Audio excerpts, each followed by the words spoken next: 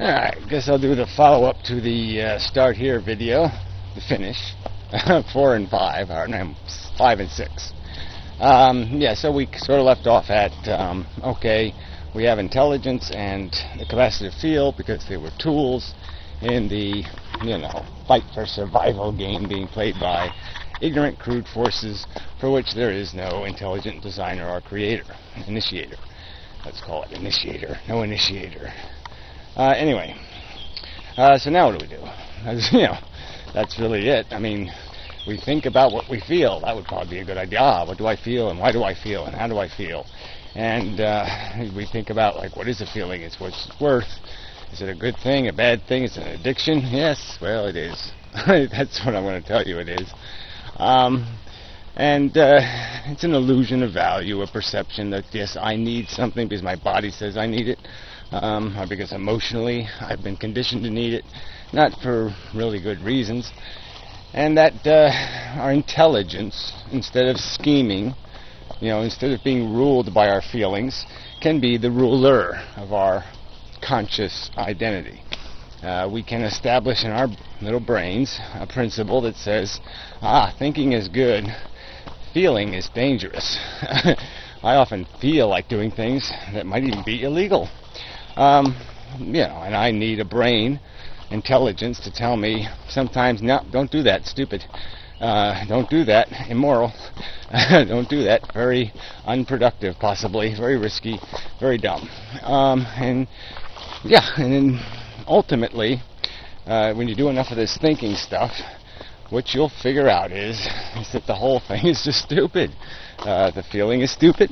Having a brain, possessed by the feelings is stupid. It's just a mess, needing cleaning. In the end, you create a lot of fake need. Doesn't need to exist. Key phrase. Intelligence can say something like that. The need does not need to exist. See, and it's really smart, though. It's really a great statement, but it's really simple. And it just sums the whole thing up. None of this is necessary. Therefore, none of the expense of it can be justified. Kind of starting over. Just continuing. I went back. I had to get batteries. One time I didn't take batteries with me, then I need them. I mean, it really is the first time in weeks I haven't taken extra batteries with me. And the cameras have all, I haven't had a battery failure in quite a while. But anyway, beside the point. My fault. So yeah, if it was your budget, you'd be kind of cautious.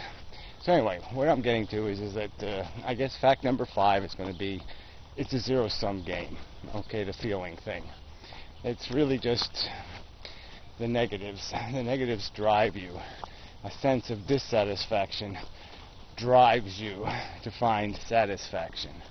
You're not moving from some neutral to some better. You're moving from some point of deprivation to some point of satiation. And that's sort of the cruel trick being played on us. And so, number 6 would be, it's a zero-sum game, but unfortunately, people aren't going to pay attention to that truth. They're going to ignore number 5. And so you have to go with number 6, which is, if we can't eliminate the negative, if we can't at least, then we have to come as close as we can to the zero-sum as possible. We have to try to minimize the amount of suffering, maximize the gain for the amount of pain in the equation, and for all sentient beings.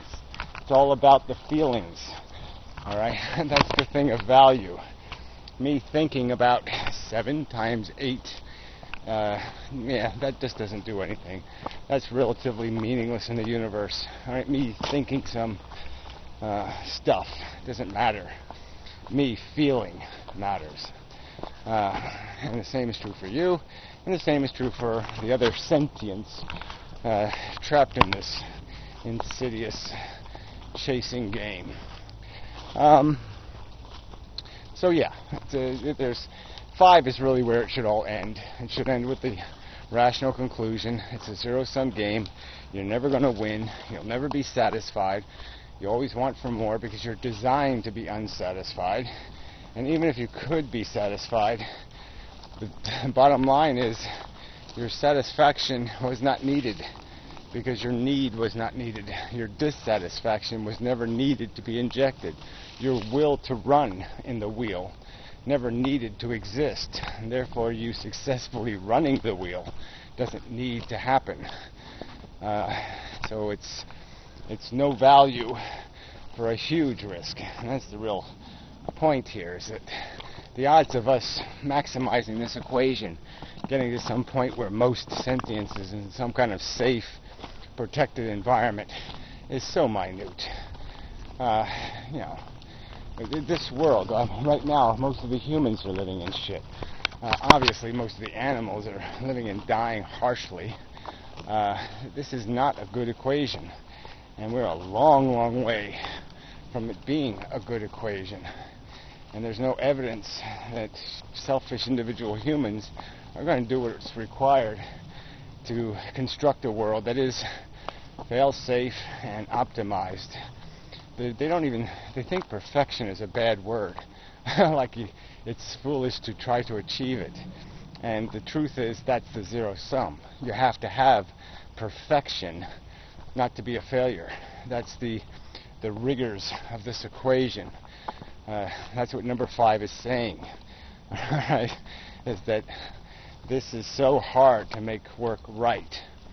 That you have to do it perfectly for it to be right. And that's it. There's no half-asses.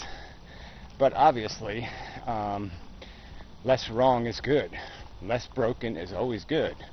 So if you can eliminate one piece of suffering, one tiny, minute speck of it in all of this mess, great.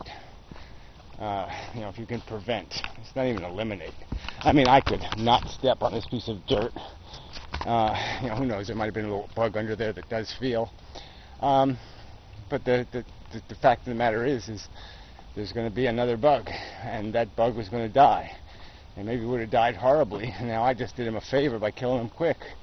And maybe I'd also did him a favor by stopping him from having little buglets who also would have died horribly in the future. So, that's how insidious this all is. But you can't, this is not the game. Your perception of a game that's worth playing is just that. It's a mental perception. It's not based on a rational equation, a rational deduction. It's completely based on an emotional response.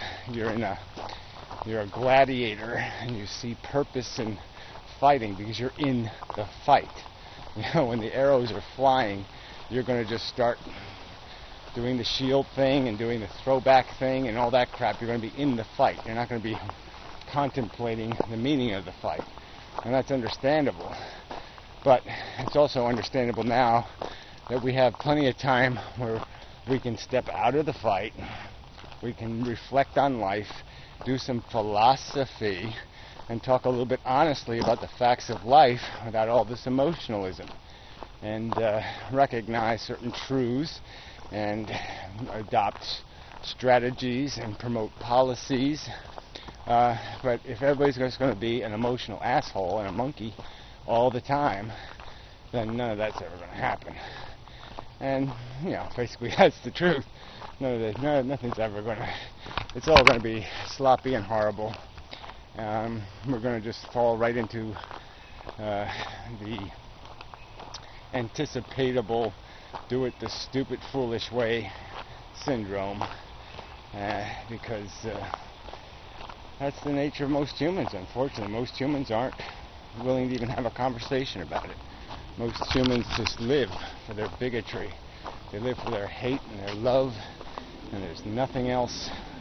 They won't even involve themselves in some sort of education or obligation, and no sense of obligation even to have an education. They'll just talk out of their ass.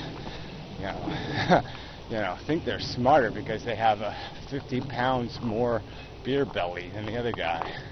I must be smart, am I? Way more. I mean, they're that stupid.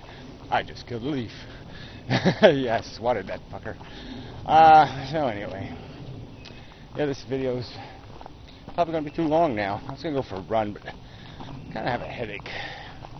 So So maybe I'll talk a little more and then decide.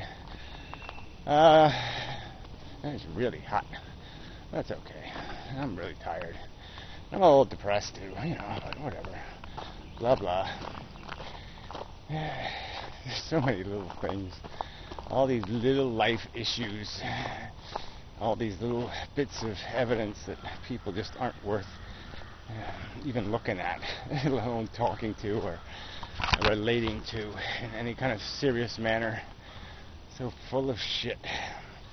But that's a whole nother subject. The lying, weaselly nature of the human animal. So the bottom line is 5 is we're just pawns. We're just gerbils in the little cage with the little wheel that you run in, and we're being duped by a DNA molecule and the process of natural selection.